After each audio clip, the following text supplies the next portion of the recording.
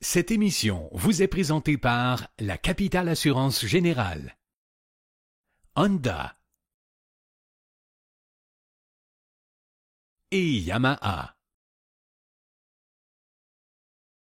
Bonjour tout le monde, bienvenue à Histoire de Sentier. Je suis vraiment content de vous retrouver pour une deuxième année consécutive et cette année à Histoire de Sentier, c'est l'année des célébrations, l'année des anniversaires parce que RDS fête ses 25 ans, parce que notre show de motoneige fête ses 25 ans et notre show de quad fête ses 16 ans. Écoute, il y a des parties toute l'année.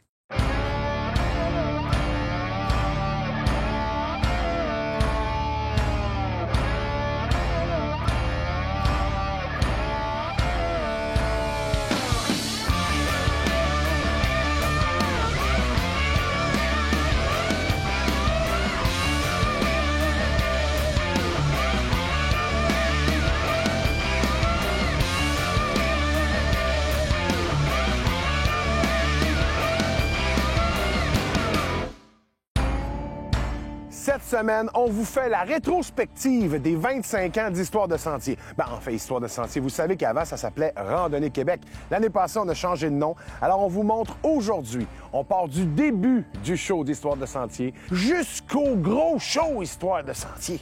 Et puis, on vous parle aussi de qu'est-ce qu'on va avoir au courant de l'année. Ça va être malade. On a plein d'affaires cette année. C'est débile! On est tellement rendu big qu'on s'est fait faire des T-shirts! Puis on n'a pas fait de faute dans le nom! On va voir Ken, qui lui va nous parler des rétrospectives.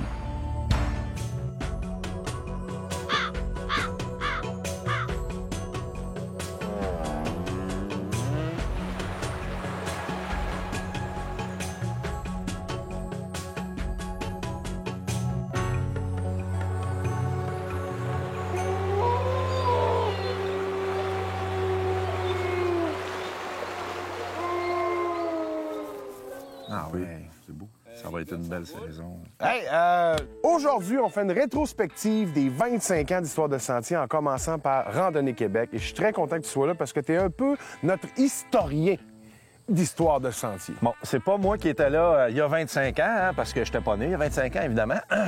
Et non, c'est mon beau-père, René, que lui, à l'époque, il a parti ça. Dans le fond, pour mettre les gens là en perspective, que tout le monde comprenne, on a commencé ça il y a 25 ans avec l'émission de motoneige qui était Québec en motoneige. Québec en motoneige. On a fait plus de 12 ans avec Québec en motoneige, qui est d'ailleurs l'émission qui est la plus vieille à RDS. Et après ça, on a incorporé le quad. OK. Parce qu'il faut dire qu'on travaillait à l'époque déjà avec Danny Gagnon, qui faisait des capsules dans l'émission de motoneige. Attends, Danny Gagnon, qui est Le directeur général de Quad, Ouais. faisait des capsules en motoneige. Ouais, Danny, qui était chez un concessionnaire où on faisait des capsules, accessoires et nouveautés, trucs, conseils et tout ça.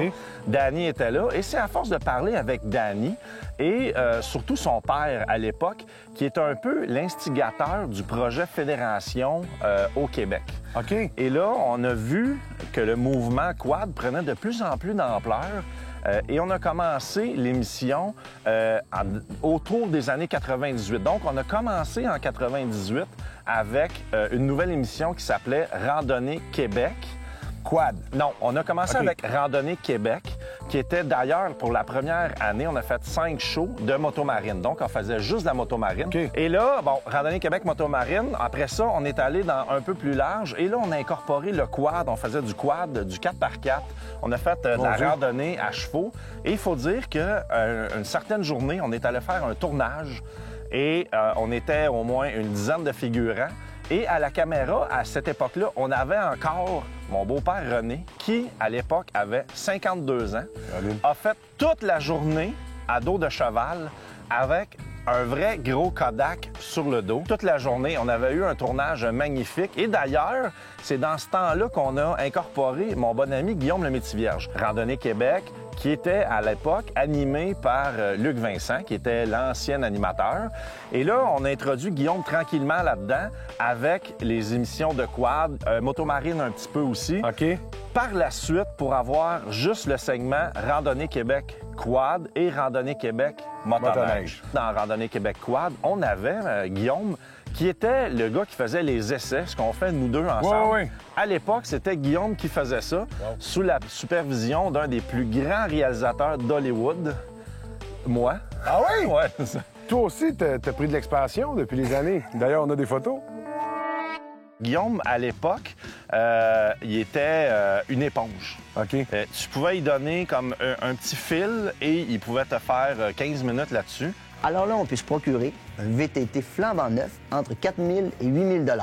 On peut aussi en trouver des usagers, mais c'est plus rare.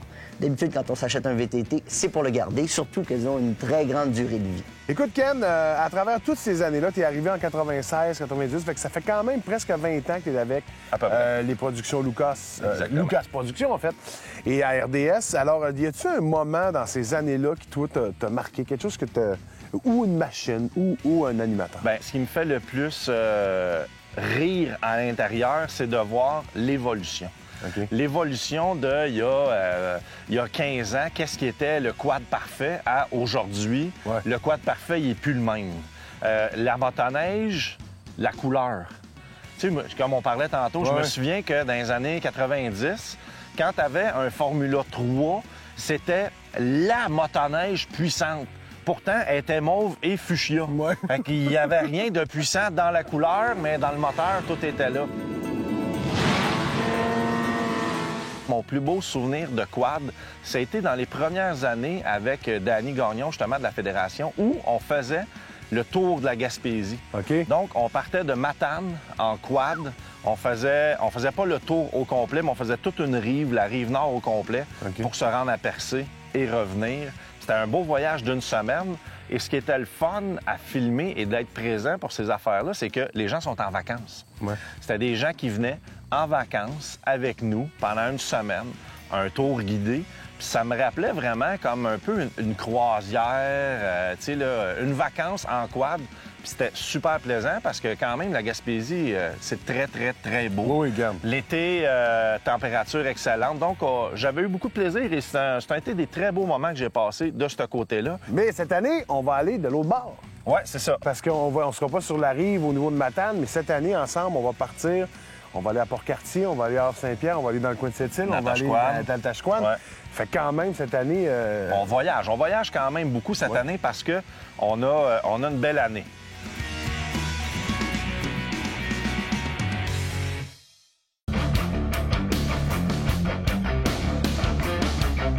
Cette année, Ken, on a une grosse année, beaucoup de Très changements. belle année, ouais. Plein d'associations, le fun pour les gens à la maison, c'est vraiment trippant. Écoute, on a voyagé au bout, on est allé dans les Hautes-Laurentides et on a eu beaucoup de plaisir à la pêche. Énormément.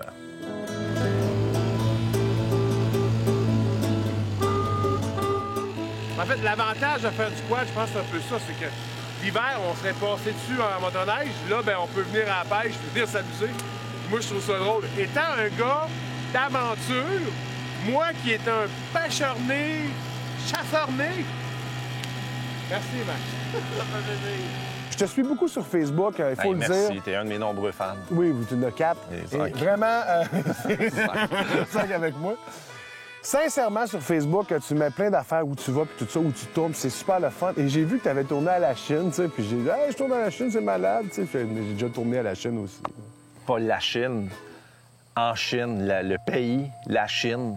T'étais là en Chine? Oui, la vraie Chine. T'allais faire quoi en Chine? Je suis allé visiter l'usine de CF Moto. L'usine où le véhicule y est fait de A à Z. OK. On va voir ça, la visite en plus détaillée, ainsi que des petits essais qu'on a réussi à faire, mais ils nous avaient pas réservé un gros circuit d'essais, mais quand même, on a eu beaucoup de plaisir.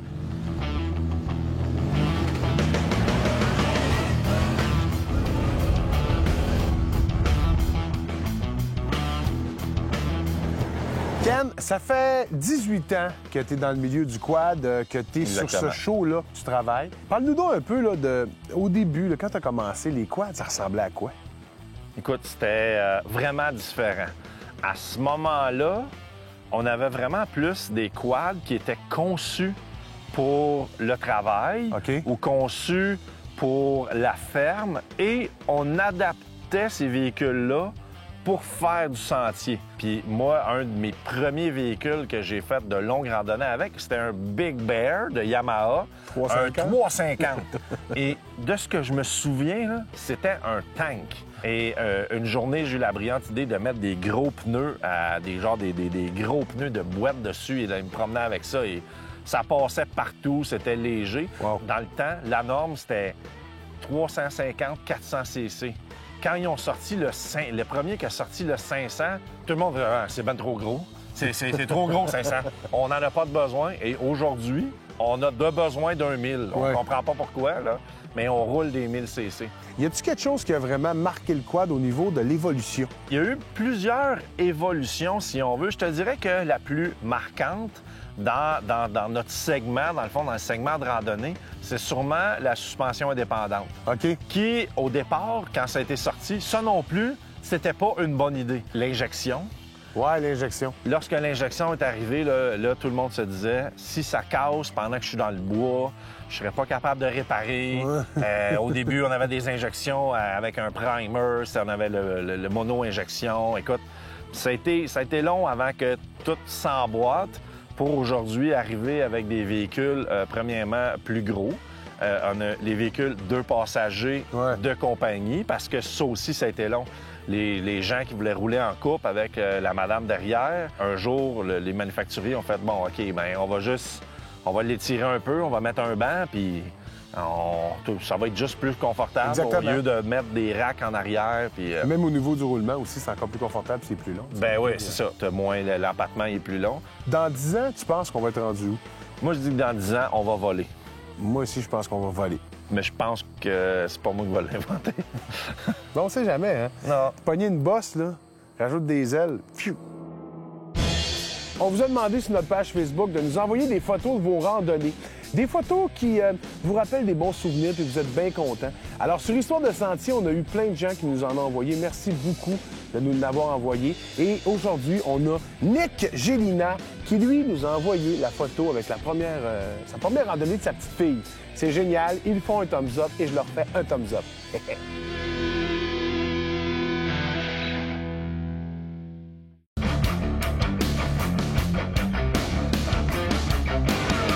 Cette année aussi, on a des nouveaux amis, Ken, et pour un beau projet. Oui, on s'est associé avec les gens de Planète Quad, Mario et Steve, que moi, ça fait des années que je travaille, on se côtoie dans toutes les activités, tout ça. Et là, on a mis sur pied un projet de transformation. Oui. On voit ça toujours dans les grosses revues aux États-Unis. Tout le monde fait ça, puis c'était plus facile de se regrouper 2 groupes de médias ensemble pour avoir le maximum de pièces et le maximum d'équipements, parce qu'on voulait faire du vrai tape à l'œil. Et comme vous allez voir, on a rajouté quelques modifications, le fun. OK, ouais. J'ai bien hâte de voir ça.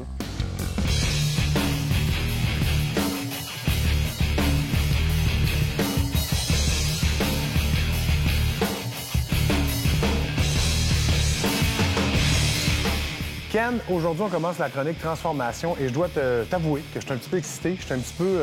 T'es toujours excité. Oui, mais je suis un peu content parce que je trouve ça le fun. Tu sais, là, on va vraiment prendre une machine qui fonctionne très bien, qui pourrait être en sentier très bien, mais on va prendre la machine et on va l'upgrader un petit peu pour s'amuser.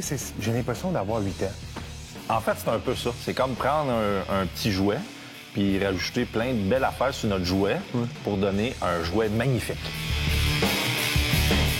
On va modifier le Maverick XXC 2014, flambant neuf de l'usine. On va le déshabiller au complet, puis on va, autrement dit, mettre des pièces de performance dessus pour lui donner une valeur ajoutée au véhicule. Donc, c'est le nouveau modèle. En partant, on ne voulait pas faire ce que tout le monde avait déjà fait. Donc, c'est un modèle qui est à peine sorti sur le marché. Et ce qui est le fun, c'est qu'il est légal dans les sentiers. Pas qu'il n'y avait pas de bon équipement dessus, mais on a enlevé un peu les choses dessus pour en mettre des nouvelles.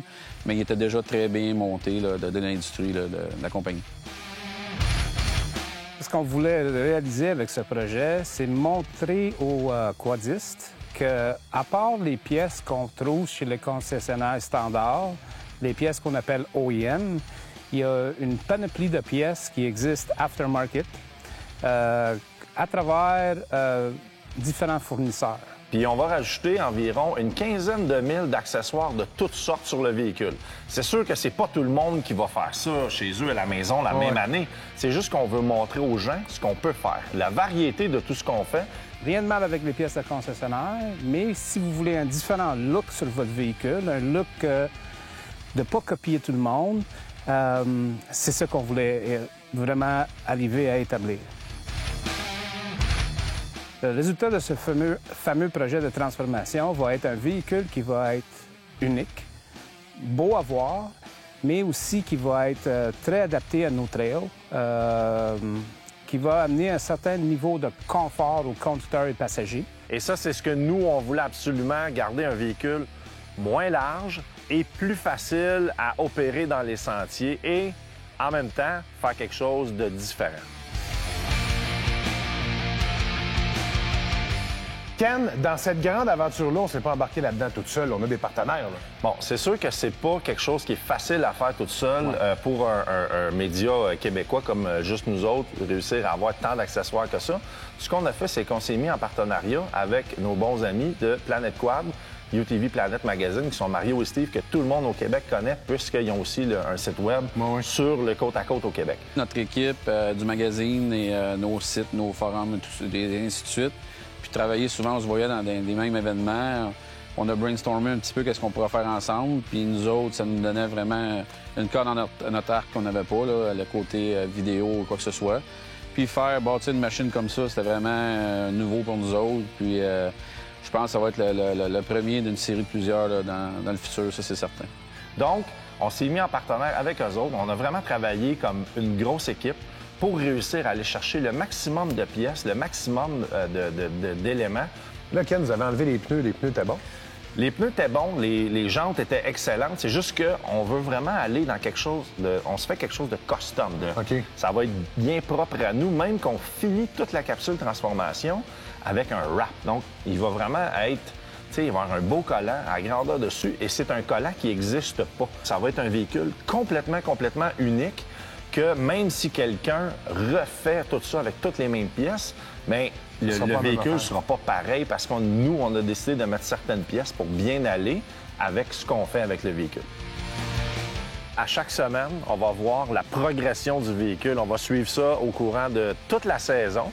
Et vous allez voir, des fois, c'est plus subtil un peu ce qu'on va changer, mais au bout du compte, on vous prépare un véhicule vraiment, mais vraiment avec un look très exceptionnel.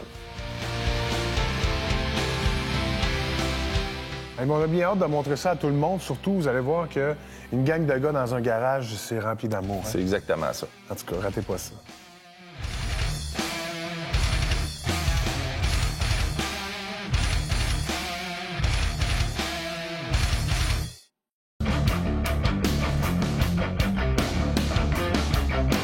Danny, je suis très content de te retrouver encore parce que tu es un partenaire pour le quad vraiment extraordinaire. Ouais, moi aussi, je suis bien content de te retrouver. Ça nous fait plaisir.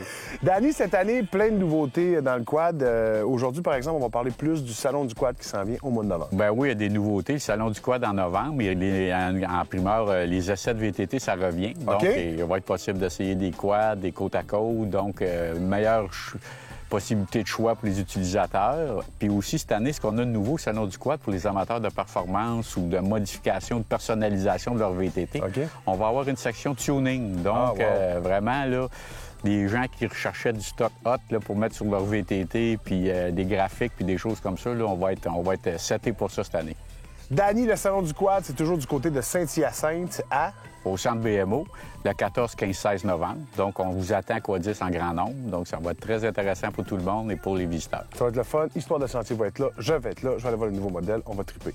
Maintenant, Danny, on a vu des images rétrospectives du show. Au début, tu étais un chroniqueur sur la motoneige. La motoneige? La motoneige, des chroniqueurs motoneige, tout ça, bien, c'est sûr, hein, moi, je viens du milieu des véhicules hors route. Fait que toutes ces affaires-là, j'ai fait ça, puis tout. Puis à mes débuts, je travaillais dans un concessionnaire, donc j'ai vraiment fait des chroniques. Je trouvais ça le fun de savoir que ton père et toi, vous êtes un peu à la base De l'organisation, bien Oui. plus mon père, Ouais. parce qu'originalement, la fédération, ça existe grâce au support des manufacturiers. Mon père était chez Suzuki, donc Suzuki était énormément impliqué dans l'avenue du quad au Québec, donc aider via des concessionnaires, aider des groupes de personnes à organiser des clubs. À partir des clubs, Yamaha participait aussi. C'était les deux pionniers en matière de début de la fédération, tout ça. Ils se sont impliqués au niveau des sentiers. À l'époque, OK. Yamaha a donné de la signalisation. Il y a eu bien des affaires. C'est comme ça que la fédération s'est développée. En réalité, la mission des clubs, c'est de faire une activité quad encadrée, Ouais. dans le respect de l'environnement, essayer de respecter les citoyens. Ça a beaucoup évolué. Ah oui, ça Ton évolue. style aussi. Oui. Parce que t'as perdu cette espèce de grosse affaire que t'avais en dessous du nez. Ouais, la moustache. Ta moustache. La moustache, ouais. La moustache. J'ai adoré ta moustache. T'as adoré ma moustache. J'ai adoré hein? Ça me vieillissait dans le temps parce que ma femme trouvait que j'avais l'air trop jeune. Ah! Tu sais, ouais. Fait que c'est pour ça que j'avais une moustache. Mais quand je commençais à être un peu plus vieux, j'ai dit là, je peux-tu l'enlever, tu sais? Est-ce qu'il y a quelque chose dans ces dernières 25 années-là que toi, tu trouves que ça a été un point marquant pour le quad? C'est un événement, je sais pas. Bien, c'est sûr qu'un événement qui a été marquant pour le quad, bien, c'était les consultations publiques faites par la ministre des Transports, Mme Goulet, à l'époque, quand on a fait le tour du Québec pour aller voir les problématiques VHR, tout ça, au travers le Québec, puis qu'on s'est rendu compte qu'en réalité, il n'y en avait pas tant que ça. Il y en OK. avait quelques-unes. Puis ce qui a mis le quad sur sa lancée actuelle, donc, c'est la réalisation des sentiers durables, puis l'implantation d'un réseau sur environ 10 000 km de sentiers durables à l'échelle provinciale, dont on commence à faire la réalisation, parce que ça a été fait en 2006, cette tournée-là. OK. Mais vraiment, là, c'est toutes les modifications législatives que cette tournée-là a amenées qui va permettre au quad de perdurer dans le temps puis de se développer de façon respectueuse. Merci beaucoup, Danny. C'est toujours un honneur de te voir. Ça fait plaisir. Et on se voit cette année pour tes chroniques aussi, parce que tu Ben reviens. oui, c'est vrai, on va faire des chroniques. Puis on va aller en quad aussi. Oui, faut aller en Tu viens, quad. ben, tu viens avec nous autres, c'est à la Côte-Nord, il me semble. Malheureusement, je peux pas parce que je siège au Conseil national des fédérations. Ah! Puis pendant que vous allez être sur la Côte-Nord, moi, je vais être en réunion à Saint-Jean-Terre-Neuve pour parler du quad au Canada. De toute façon, on en fait une. Il faudrait en faire une pendant l'hiver aussi. Oui, ça, c'est On sûr. n'a pas fait l'année passée. Cette année, je trouve qu'on en fait une. C'est le fun que tu sois là.